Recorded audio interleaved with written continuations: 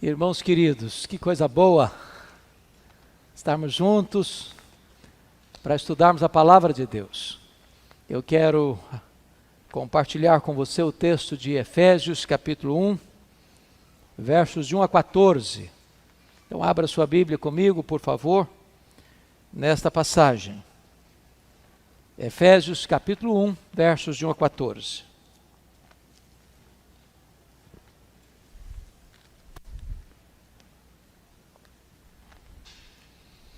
Está escrito o seguinte: Paulo, apóstolo de Cristo Jesus, por vontade de Deus, aos santos que vivem em Éfeso e fiéis em Cristo Jesus. Graça a vós outros e paz da parte de Deus nosso Pai e do Senhor Jesus Cristo. Bendito o Deus e Pai de nosso Senhor Jesus Cristo, que nos tem abençoado com toda sorte de bênção espiritual nas regiões celestiais em Cristo, assim como nos escolheu nele, antes da fundação do mundo, para sermos santos e irrepreensíveis perante ele, e em amor nos predestinou para ele, para a adoção de filhos, por meio de Jesus Cristo, segundo o beneplácito de sua vontade, para louvor da glória de sua graça, que ele nos concedeu gratuitamente no amado, no qual temos a redenção pelo seu sangue, a remissão dos pecados, segundo a riqueza da sua graça, que Deus derramou abundantemente sobre nós, em toda a sabedoria e prudência, desvendando-nos o mistério da sua vontade, segundo o seu beneplácito que propusera em Cristo, de fazer convergir nele, na dispensação da plenitude dos tempos, todas as coisas, tanto as do céu como as da terra. Nele, digo, no qual fomos também feitos herança, predestinados segundo o propósito daquele que faz todas as coisas conforme o conselho da sua vontade, a fim de sermos para louvor da sua glória, nós os que de antemão esperamos em Cristo, em quem também vós, depois que outrora, ou melhor, depois que ouvistes a palavra da verdade, o evangelho da vossa salvação, tendo nele também crido, fostes selados com o Santo Espírito da promessa, o qual é o penhor da nossa herança, até o resgate da sua propriedade, em louvor da sua glória. Amém. Eu gostaria de pensar um pouco com vocês sobre a igreja, o povo mais rico do mundo. Não é brincadeira não, é fato. Igreja, o povo mais rico do mundo. Eu não sei se vocês notaram um fato. Dos versos 3 a 14, não há nenhum ponto final. Só já no finalzinho mesmo, encerrou o texto. Este é um dos mais longos parágrafos de toda a literatura universal. Você vai ler 100 livros no ano, você não vai encontrar um livro sequer que tenha um parágrafo tão longo quanto esse. Paulo está tratando de um assunto tão empolgante, ele está como que despejando a sua alma em torrentes caudalosas, em catadupas, e ele não pode parar, ele não pode interromper o raciocínio. Ele vai numa sequência lógica, eloquente, profunda, caudalosa, do verso 3 ao verso 14. Bom, dito isto, apenas nota de rodapé, vamos entender essa passagem.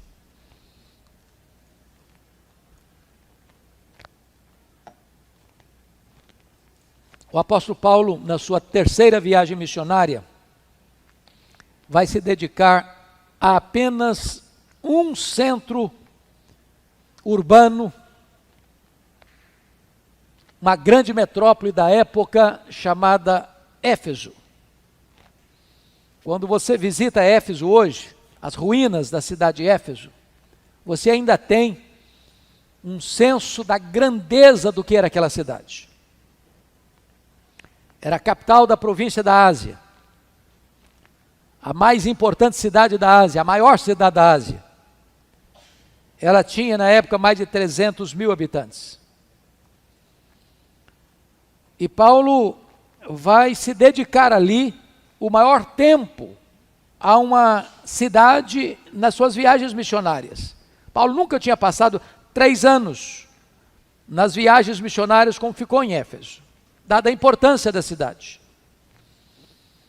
E Paulo experimenta nessa cidade, irmãos, um dos grandes avivamentos da história. Eu confesso a vocês que não tem como explicar o que aconteceu ali, a não ser por uma intervenção divina.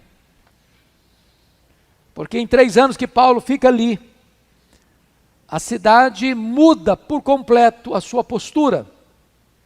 Era uma cidade fortemente idólatra, porque hospedava o templo da deusa Diana, que era uma das 7 maravilhas do mundo antigo. 4 vezes maior que o Partenon de Atenas. Um palácio de mármore, majestoso. O comércio da cidade, que era uma cidade portuária e com muito fluxo comercial, caravanas chegando e saindo todos os dias, tinham no nicho do templo, que eram miniaturas do templo, o principal produto dos turistas, que chegavam e saíam. A cidade, além de idólatra, era uma cidade fortemente marcada pelo ocultismo.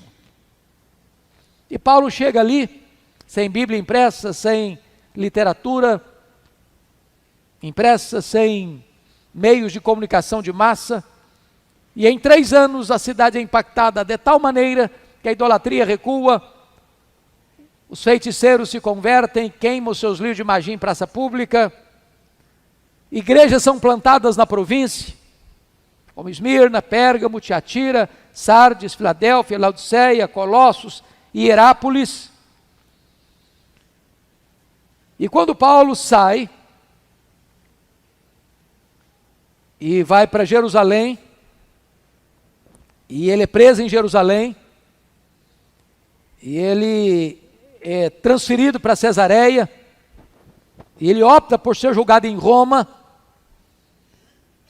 e ele então escreve esta carta de Roma, nos anos 61, 62. E esta carta que ele escreve é considerada a carta mais eclesiológica do Novo Testamento. Assim como Colossenses trata de Cristo, Efésios trata da igreja. Assim como Colossenses trata da cabeça, Efésios trata do corpo. E nesta carta, Paulo introduz mostrando a obra da Trindade, o Pai, o Filho e o Espírito Santo. Ele ora pela igreja para que a igreja entenda qual é a sua vocação, qual a riqueza que ela tem à sua disposição.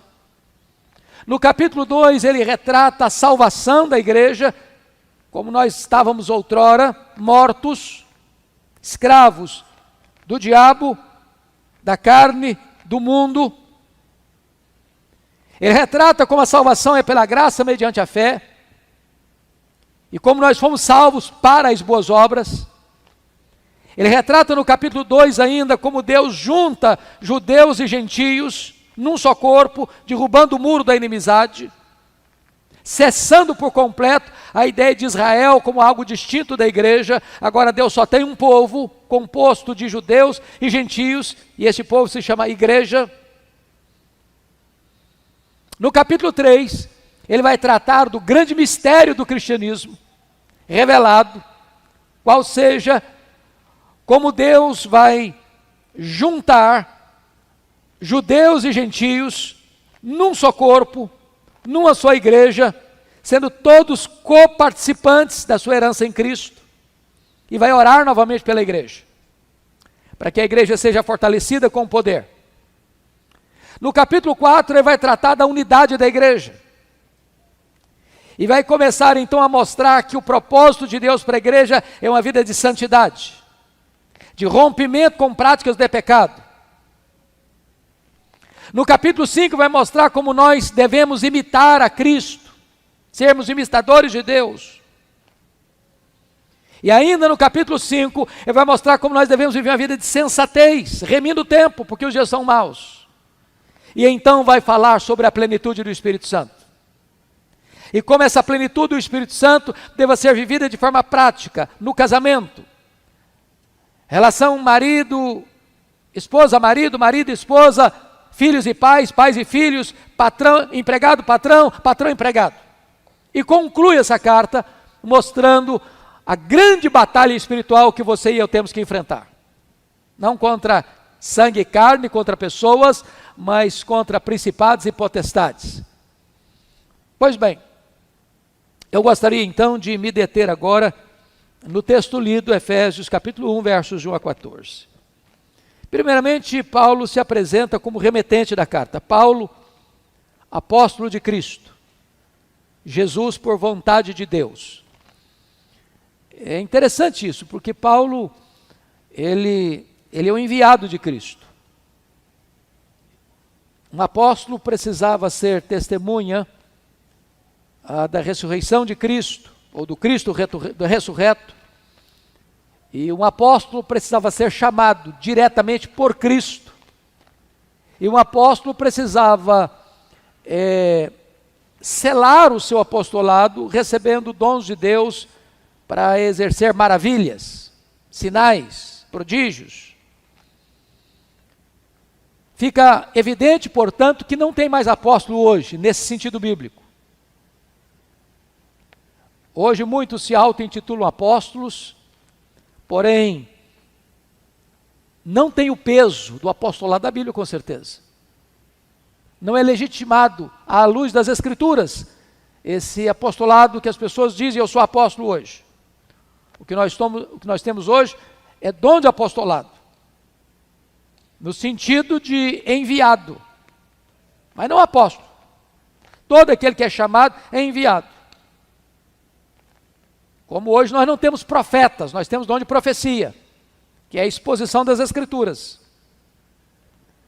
Mas Paulo é um apóstolo, porque foi chamado por Jesus Cristo, teve a visão do Cristo ressurreto, e teve o seu ministério com selo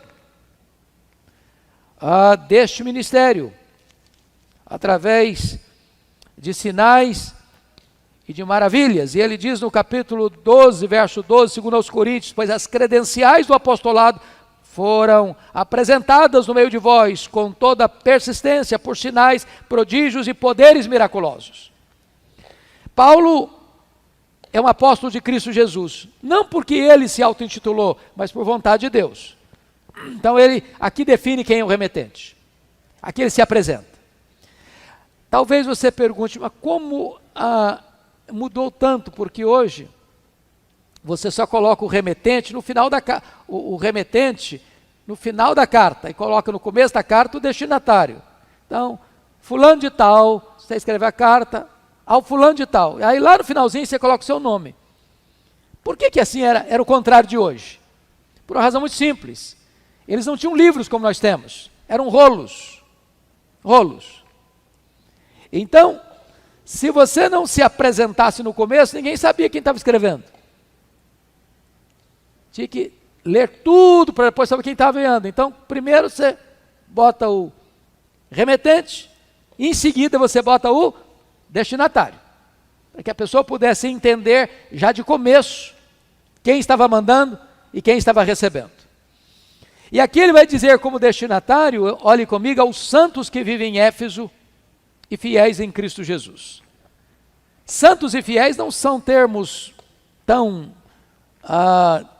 diferentes, no sentido de que uma coisa é uma coisa, outra coisa é outra coisa. Santo é o fiel é o santo. Santo aqui não é o santo canonizado, que o romanismo usou mais tarde. Alguém que concorre aí a uma espécie de luta para demonstrar que fez milagres e tal, então a igreja declara santo, canoniza, e aí a pessoa começa a fazer parte de um panteão de intercessores. A Bíblia não tem essa ideia. Santo aqui é alguém que foi separado para Deus, que pertence a Deus, que é diferente agora daquele mundo em que ele foi tirado para viver uma vida de novidade, de santidade, de exaltação a Deus. O santo é um fiel, aquele que crê. Agora veja que você tem dois endereços: aos santos que estão em Éfeso e fiéis em Cristo. Você tem duas nacionalidades. Você é tanto cidadão da terra, como você é cidadão do céu. Você está em Vitória e você está em Cristo. Você mora aqui e você está ligado a Cristo, assentado com Ele nas regiões celestes, acima de todo principado e potestade. Como ele deixa claro no versículo de número 6 do capítulo 2. E juntamente com Ele nos ressuscitou e nos fez assentar nos lugares celestiais em Cristo Jesus. Então você tem duas cidadanias. Você é cidadão brasileiro e você é cidadão do céu. Pois bem, qual é a saudação dele? Graça e paz. Muitas igrejas hoje usam essa terminologia, né? Às vezes as Assembleias de Deus todas usam paz do Senhor. Eu tenho o privilégio hoje de pregar em muitas igrejas da Assembleia de Deus, Brasil afora e fora do Brasil. E esse é o bom dia deles, é o boa tarde deles. Nenhum assembleiano cumprimenta o seu irmão assim, bom dia, boa tarde, boa noite. Sempre é a paz do Senhor, de criança a idosos, de pastores a gente nova convertida, todos, esse é o cumprimento, paz do Senhor. Outras igrejas usam essa expressão, graça e paz. Graça e paz. Pegando certamente esta prática neotestamentária da saudação às igrejas. Nós presbiterianos não temos nenhum hábito nem outro, né? Nós cumprimentamos com o mesmo amor, com o mesmo zelo, com o mesmo carinho. Bom dia, boa tarde, boa noite, tudo bem? O tudo bem já é um negócio complicado de perguntar, porque se a pessoa resolver falar, a gente também não tem tempo para ouvir, né? Então, o irmão André, no comentário dele de Neemias, alerta a gente de uma coisa, não faça essa pergunta, tudo bem? Que quem faz pergunta precisa ter tempo para escutar a resposta. E se escutar a resposta, está comprometido em socorrer e ajudar. Então, se você não tem interesse em ajudar ninguém, não faça essa pergunta. Está tudo bem? Porque ela compromete você. Bom, o certo é que graça é a raiz, a paz é o fruto. Não tem paz sem graça. E sempre que tem graça, tem paz. Então você foi salvo pela graça. E por ser salvo pela graça, você foi reconciliado com Deus. Agora o caminho está aberto. Você tem livre acesso. Então todo crente, ele tem graça, porque foi salvo pela graça. E todo crente tem paz com Deus, porque tem livre acesso à presença de Deus. Bom, agora Paulo então começa a entrar na carta propriamente dito. O objetivo da carta. Você pode ler o verso 3 comigo? Vamos juntos? Bendito o Deus e Pai, nosso Senhor Jesus Cristo, que nos tem abençoado com toda sorte de bênção espiritual nas regiões celestiais em Cristo. Eu acho bonito em Paulo o seguinte, Paulo estava preso, Paulo estava algemado. Paulo não começa essa carta falando dele, ele não começa essa carta pedindo nada para ele, ele não começa essa carta mostrando o sofrimento dele, ele começa exaltando a Deus, uma das mais belas doxologias da Bíblia. E aqui ele vai falar, primeiramente, a fonte das bênçãos. Bendito Deus e Pai de nosso Senhor Jesus Cristo, que nos tem abençoado. Abençoou ontem? Está abençoando hoje? Vai abençoar amanhã. Então a fonte das bênçãos é Deus, o Pai. Depois ele vai falar da natureza das bênçãos. Quais são aí? Que nos tem abençoado com toda sorte e bênção, o quê? Espiritual. Se você lê o Antigo Testamento, grande parte das bênçãos de Deus no Antigo Testamento eram traduzidas em bênçãos materiais. No Novo Testamento você vai notar que as bênçãos são espirituais. E terceiro, primeira fonte, segunda natureza. Terceiro, a esfera das bênçãos, nas regiões celestiais em Cristo Jesus. Então eu só quero destacar o fato que você é uma pessoa abençoada. Nenhum crente pode se sentir não abençoado. Aliás, você já é abençoado com toda sorte de bênção, não de algumas. Por isso que você é rico, muito rico. Porque quem abençoa você é Deus. As bênçãos que você tem são espirituais. A esfera dessas bênçãos é nas regiões celestes, em Cristo. Dito isto, dessa doxologia, Paulo vai passar agora para as bênçãos procedentes do Pai. E eu chamo a sua atenção que Paulo, aqui no texto lido, vai destacar que você é tão abençoado que ao salvar você, a própria Trindade está comprometida com esta salvação. Deus o Pai, Deus o Filho, Deus o Espírito Santo. Então vamos lá. Primeiramente, veja você o verso de número 4. Assim como nos escolheu nele antes da fundação do mundo, para sermos santos, irrepreensíveis perante ele, e em amor nos predestinou para ele, para a adoção de filhos. Vamos pegar aqui a primeira coisa que Deus faz por você, está escrito aí, Deus nos escolheu. O que ele está dizendo aqui? Essa é a grande doutrina da eleição. Não foi você quem escolheu a Deus, foi Deus quem escolheu você. Agora notem que Deus é o autor da eleição. Não fostes vós que me amastes primeiro, eu vos amei primeiro. Segundo, o tempo dessa escolha. Deus nos escolheu antes da fundação do mundo. Portanto, não tem mérito envolvido. A causa não é o seu mérito. É a graça. É o beneplácito de Deus. É a boa vontade de Deus. Terceiro. Qual é aqui o agente desta eleição? Deus nos escolheu em Cristo. De tal maneira que ninguém é salvo a não ser que esteja em Cristo. Não há eleição fora de Cristo. Não há salvação fora de Cristo. Quarto. Qual é o propósito desta eleição? Está escrito, para que sejamos santos e irrepreensíveis perante Ele em amor. Então, nenhuma pessoa pode se sentir eleita por Deus se não vive uma vida de santidade e irrepreensibilidade. Tem muita gente que rejeita a doutrina da eleição porque não compreende de fato o que é eleição. Quando eu escuto algumas pessoas criticando a doutrina da eleição, eu digo, não, esse negócio de ser eleito, isso é uma bobagem, porque... Então quer dizer que você está salvo, é? Então quer dizer que eu posso viver do jeito que eu quiser? Que está salvo, é? Então quer dizer que Deus elegeu, o cara pode viver o que quiser viver, que vai ser salvo do mesmo jeito? É isso? Não é isso. Não é isso. O mesmo Deus que elege os fins, a sua salvação, elege os meios. Os meios. Quem é o eleito?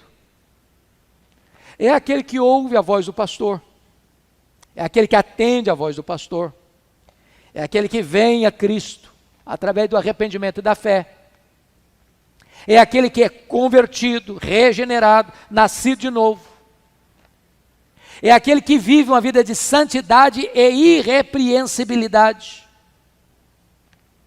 Ou seja, se alguém diz, não, eu estou eleito, seguro, garantido, e vive uma vida em pecado, o que ele está provando? Nunca foi eleito, nunca foi salvo, nunca foi regenerado. Então, quando as pessoas rejeitam a doutrina da eleição, não é a doutrina da eleição que elas rejeitam um falso entendimento do que seja a doutrina da eleição. O que eles rejeitam, nós rejeitamos também. Nenhum de nós pleiteia segurança de salvação, garantia de eleição, para alguém que deliberadamente vive no pecado. Deus não nos salvou no pecado, Deus nos salvou do pecado. Então essa é a primeira verdade que Paulo trabalha aí. Segundo, olha o versículo 5. Deus não só nos escolheu, mas Deus também nos adotou para a adoção de filhos por meio de Cristo Jesus. Irmãos, a adoção é uma das doutrinas mais lindas da Bíblia. Eu era estranho às alianças da promessa, separado de Deus, eu estava perdido, eu estava na casa do valente, eu estava no império das trevas, eu estava na potestade de Satanás, eu estava morto nos meus delitos e pecados, eu era escravo do diabo, da carne e do mundo, eu estava depravado e condenado, e Deus me deu vida, e Deus me salvou, e Deus me adotou na sua família. Posso chamá-lo de pai, e posso dizer que sou herdeiro dele e co-herdeiro com Cristo. A adoção é uma verdade bonita entre os homens, na nossa realidade humana. Quando um homem e uma mulher, podendo ter filhos ou não podendo ter filhos, tendo filhos ou não tendo filhos, toma a decisão de adotar alguém,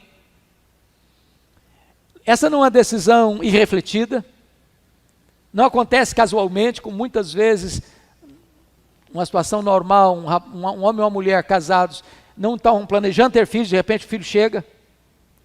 Não acontece isso com adoção.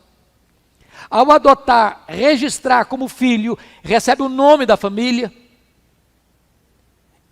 é legitimamente herdeiro com os outros filhos, ou, em caso não tendo filhos naturais, ser o herdeiro. Então, é isso que Deus fez com você e comigo.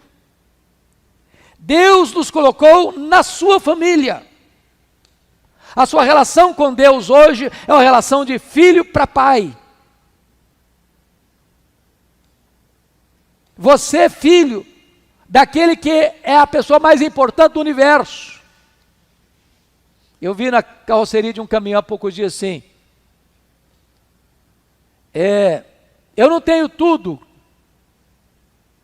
que eu gostaria, mas eu sou filho do dono. Você é filho do dono de todas as coisas.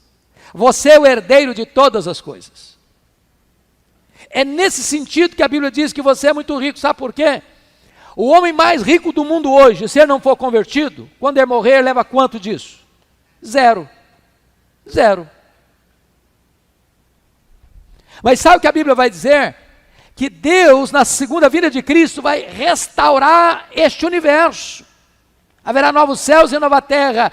E sabe quem vai ser o herdeiro de todas essas coisas? Você e eu. Vamos usufruir tudo isso. Vamos reinar sobre tudo isso.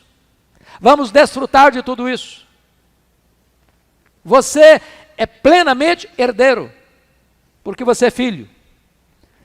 Terceiro lugar, olha comigo aí, por gentileza, que Deus nos aceitou, versículo 6,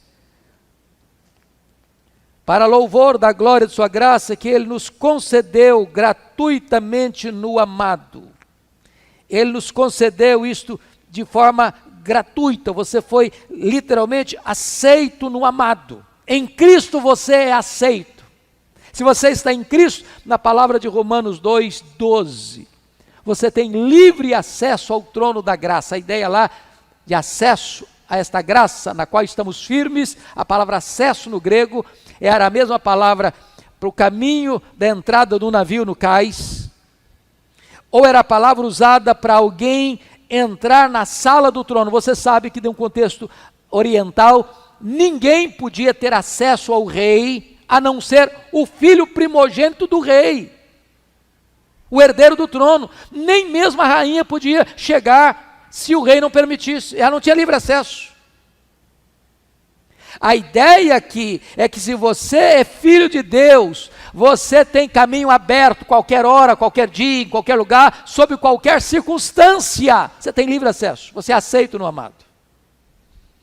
Bom, dito isso, vamos para a obra do Filho. Olha aí comigo, verso 7.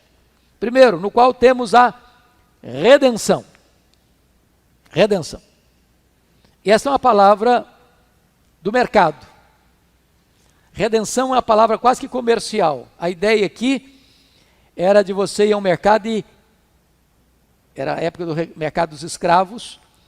E alguém ia e pagava um valor por um escravo, e aquele escravo se tornava sua propriedade. Na verdade, o Senhor nos resgatou, Ele nos comprou. E Ele nos comprou com o seu próprio sangue. Ele nos adquiriu para Ele. Nós somos propriedade dEle. Nós pertencemos a Ele. E agora que Ele nos comprou, Ele não nos chama de servos. Ele nos chama de quem mesmo? De amigos. A relação não é de um senhor de escravo severo e de um escravo humilhado. Agora a relação é de que você, sendo dele, você foi feito membro da família dele, e você foi adotado por ele, e você é amigo dele. O Senhor tem direito sobre você de duas maneiras. Ele criou você e Ele comprou você. Você é duplamente propriedade dEle. Segundo lugar, qual é a obra do Filho? Olha comigo o versículo 7b. No qual temos a redenção pelo seu sangue, a remissão dos pecados segundo a riqueza da sua graça. Remissão de pecados aqui está falando de perdão. Você tem perdão. Ô, irmãos, isso é tão maravilhoso, porque a Bíblia diz que não há homem que não peque, não há nenhum que não seja pecador. E o pecado é o maior atormentador do mundo. Nada machuca mais o ser humano do que o pecado. Por isso que a Bíblia diz que o pecado é maligníssimo. O pecado traz doença, o pecado traz cansaço, o pecado traz fadiga, o pecado traz desespero. O pecado atormenta. E ninguém e nada pode perdoar pecados. Ninguém consegue aliviar a dor da culpa indo na farmácia, comprando um remedinho e tomando.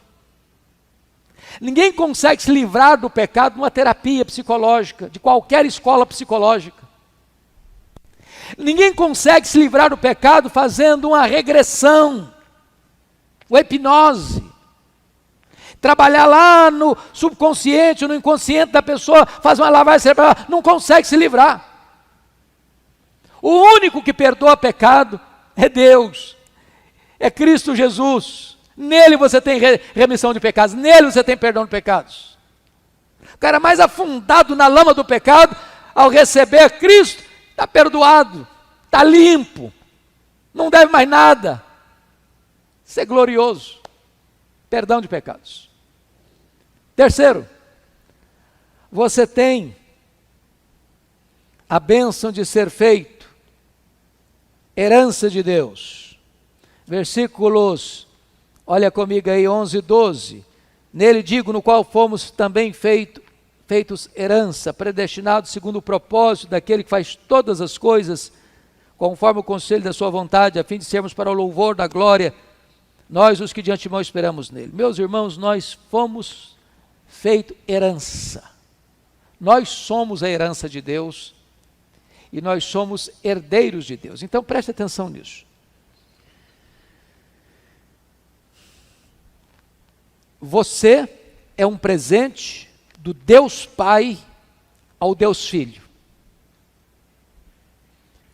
Jesus Cristo diz: ninguém pode vir a mim se o Pai não o trouxer.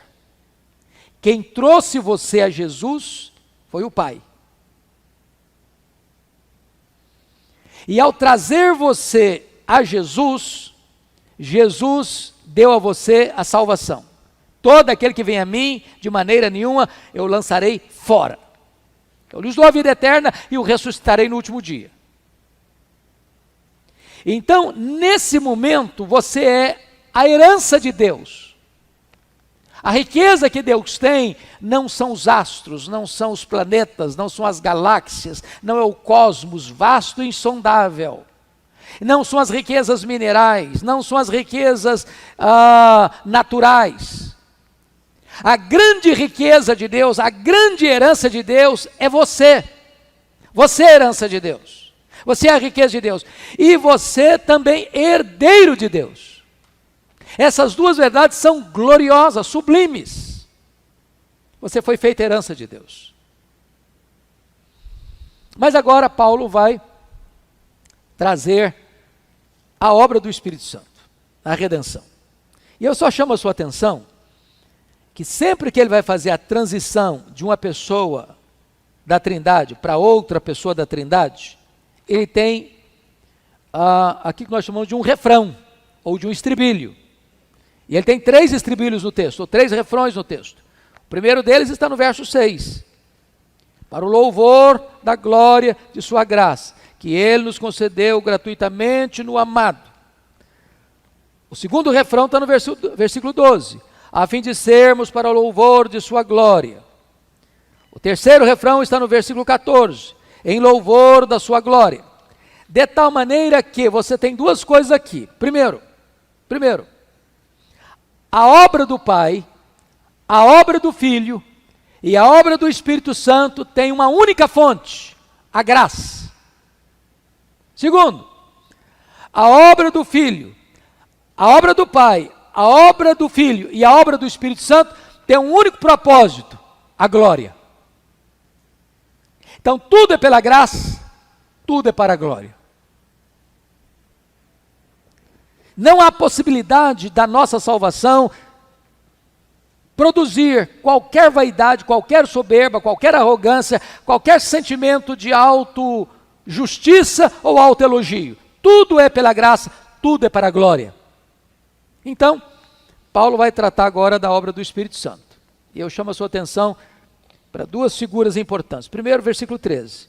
Em quem também vós, depois que ouvistes a palavra da verdade, o evangelho da vossa salvação, tendo nele também crido, fostes selados com o Santo Espírito da promessa. Preste atenção, que ninguém é selado com o Espírito Santo sem receber isso primeiro. Primeiro, olha aí, ouvir a palavra da verdade, ouvir. Segundo, o que é essa palavra da verdade? É o evangelho da vossa salvação. Então você tem que ouvir o evangelho da salvação.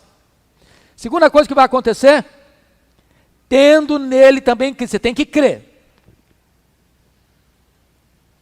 A fé vem pelo ouvir. Então você tem que ouvir o evangelho, você tem que crer no evangelho, e depois que você ouve o evangelho e crê no evangelho, o que é que vem? Você é selado com o Espírito Santo. Essa ideia do selo é uma ideia antiga, sobretudo em Éfeso. Éfeso era uma região muito rica de madeira. E naquela época havia muito comércio de madeira, e Éfeso era uma cidade portuária. Então o que acontecia? Os grandes comerciantes iam a Éfeso, compravam as madeiras, botavam o selo do dono que comprou nas madeiras. De tal maneira que quando ele mandava os seus emissários lá, para pegar esta madeira, transportar essa madeira para os mais diversos destinos, ele chegava e olhava o selo do dono. Podia levar a madeira. Hoje os fazendeiros fazem isso com o gado, não é isso? O fazendeiro, ele tem uma marca, ou as iniciais do nome dele, ou o emblema que ele cria, e toda reis que ele tem, toda vaca, todo boi, todo bezerro, todo garrote, etc e tal, ele vai lá com ferro quente e marca o gado. Eu tenho um amigo que é o terceiro maior produtor de carne bovina do Brasil. E eu acho muito curioso, ele tem grandes fazendas. Eu fico impressionado com o tamanho, com a grandeza. E ele é um camarada que só tem primário. E ele diz, pastor, eu sei em cada lugar quantos bois eu tenho. Se faltar um, eu sei que faltou. Ele tem um controle rigoroso de tudo. Ele tem a marca dele em cada um. E ele tem um painel com tudo isso, controladíssimo. Então a primeira coisa que eu estou querendo dizer para você, nesse quesito, é o seguinte: quando o Espírito Santo diz, fosse selados com o Espírito Santo a promessa, selo fala de propriedade. Você tem dono. Você é propriedade exclusiva de Deus. Você tem o selo do Espírito Santo em você. Segundo, selo, da nossa realidade, fala de qualidade, né? O ISO 90, é isso mesmo? As empresas usam o ISO 90, selo de qualidade. Você vai no supermercado comprar um alimento, você quer saber se tem selo de qualidade. Se aquele produto não foi adulterado. Se você não está comprando gato por lebre. se o que você está levando é legítimo. Significa que quando você tem o selo do Espírito Santo, você tem o selo de qualidade, de legitimidade. A obra que foi realizada em você não é falsa, não é híbrida, é legítima. Mas terceiro, o selo fala de inviolabilidade. Até hoje, se você pega uma carta selada, que foi mandada por um emissário, por um remetente, para um destinatário, e você romper o lacre e abrir aquela correspondência, isso é um ato criminoso. Esse lacre não pode ser quebrado. Lacres humanos podem até ser quebrados, violados, mas ninguém consegue quebrar o lacre que Deus pôs na sua vida, o selo do Espírito Santo. Em outras palavras, ninguém pode arrebatar você das mãos de Cristo, porque o Espírito Santo foi dado a você como lacre, como selo, como garantia de que você é propriedade exclusiva de Deus. Ninguém pode tomar você de Deus, ninguém. É a segurança da salvação. O que vem a mim, de maneira nenhuma, eu lançarei fora. As minhas ovelhas ouvem a minha voz e me seguem. Eu dou a elas a vida eterna e ninguém as arrebatará das minhas mãos. Mas notem comigo, em último lugar, e eu encerro aqui, versículo 14. O qual é o penhor da nossa herança, até o resgate da sua propriedade, em louvor da sua glória. Agora ele muda a metáfora do selo para a metáfora do penhor. E esta palavra penhor, ela tinha uma ideia muito interessante. Primeiro, era uma palavra comercial. Você ia comprar um produto, você dava a primeira prestação com garantias de que você quitaria, você completaria o pagamento. Então, quando Deus salvou você, Deus deu o Espírito Santo a você, como penhor, dizendo o seguinte: olha, eu já comecei esta grande obra, esta boa obra em você, e eu vou completá-la. Como garantia que eu vou completá-la, eu vou lhe dar o Espírito Santo. Ele é o penhor, ele é a primeira prestação. Então, entendamos uma coisa importante aqui. Quando você está falando de salvação, a salvação está em 3 níveis. 3 níveis. Ou 3 estágios, melhor dizendo. É certo você dizer, eu estou salvo. É certo você dizer, eu estou sendo salvo. É certo você dizer, eu serei salvo. Com respeito à justificação, você já foi salvo. Com respeito à santificação, você está sendo salvo. Com respeito à glorificação, você será salvo. Com respeito à justificação, você já foi salvo da condenação do pecado. Com respeito à santificação, você está sendo salvo do poder do pecado. Mas com respeito à glorificação, você será salvo da presença do pecado. Quando o Espírito Santo foi dado para você como penhor, Deus está garantindo uma coisa a você. Você já foi salvo da condenação do pecado, você está sendo salvo do poder do pecado, mas você será salvo da presença do pecado. Isso acontecerá quando? Na glorificação, quando Jesus voltar. Então, penhor é primeira parcela de um pagamento, com a garantia de que o pagamento vai ser concluído. E Paulo diz em Filipenses 1,6 assim: ora, aquele que começou boa obra em vós, vai completá-la até o dia de Cristo Jesus. Mas agora, a palavra penhor tem um outro significado. Era um significado não comercial agora, mas um significado mais relacional, porque era a palavra usada para o anel de noivado. Anel de noivado. Bom, o anel de noivado, para nós humanos, não é uma coisa tão segura, porque nós tomamos decisões às vezes precipitadas, ou nós tomamos decisões e nos arrependemos delas. Eu, por exemplo, me permita e me desculpe da ilustração, eu cheguei a ser noivo. E terminei o noivado, me casei com outra pessoa. Quantos talvez aqui, na caminhada da vida, ficaram noivos, o noivado estava meio turbulento, meio complicado, você percebeu que não ia dar certo, você pediu a Deus direção, tomou outra decisão. Agora eu pergunto, Deus erra? Deus se equivoca? Deus volta atrás? Ele não é homem para mentir. As decisões dele são decisões feitas na eternidade. Quando ele escolheu você, o mundo não existia ainda. O sol não brilhava ainda.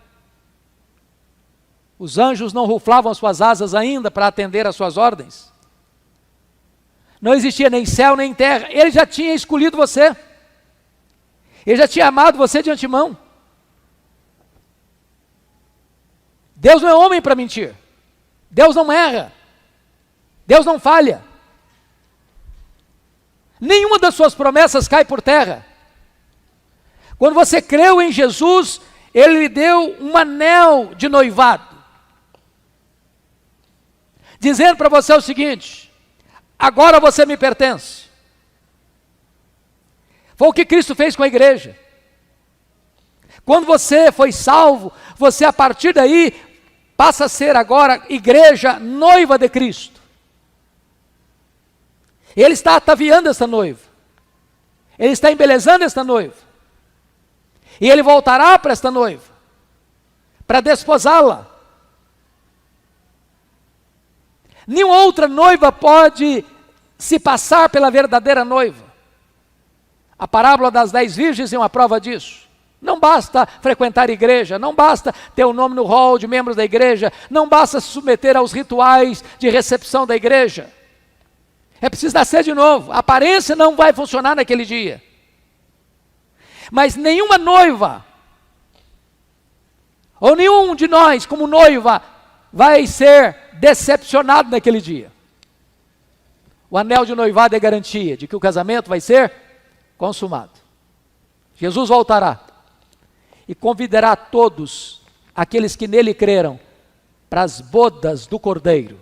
E nós entraremos para estas bodas, uma festa eterna, que nunca vai terminar.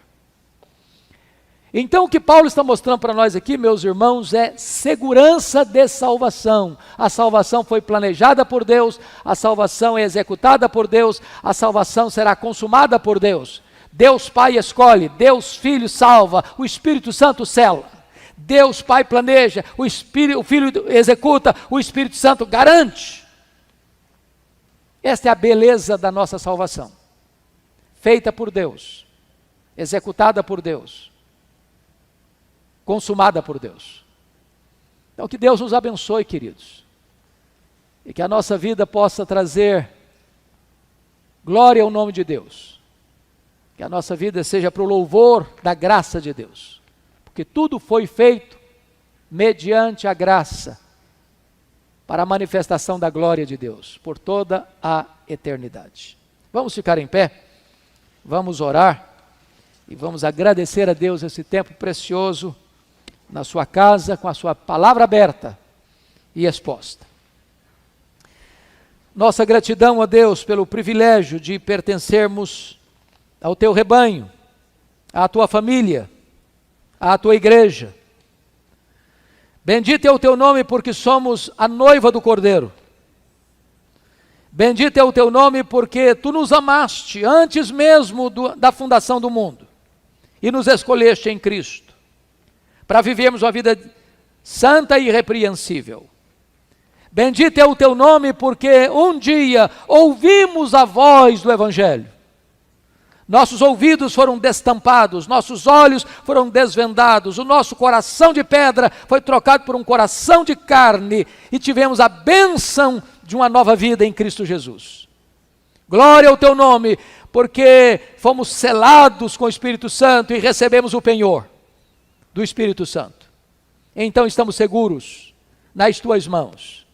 Caminhamos aqui, Deus, em lutas e provas, mas com a segurança de que cada um de nós chegará diante de Ti em Sião. Louvado seja o Teu nome, em nome de Jesus. Amém. Deus abençoe, irmãos, bom almoço para todos, e à noite aqui, viu, gente? Todo mundo, hein? Crente precisa estar na igreja. Então venha e traga mais alguém com você. Deus abençoe a todos.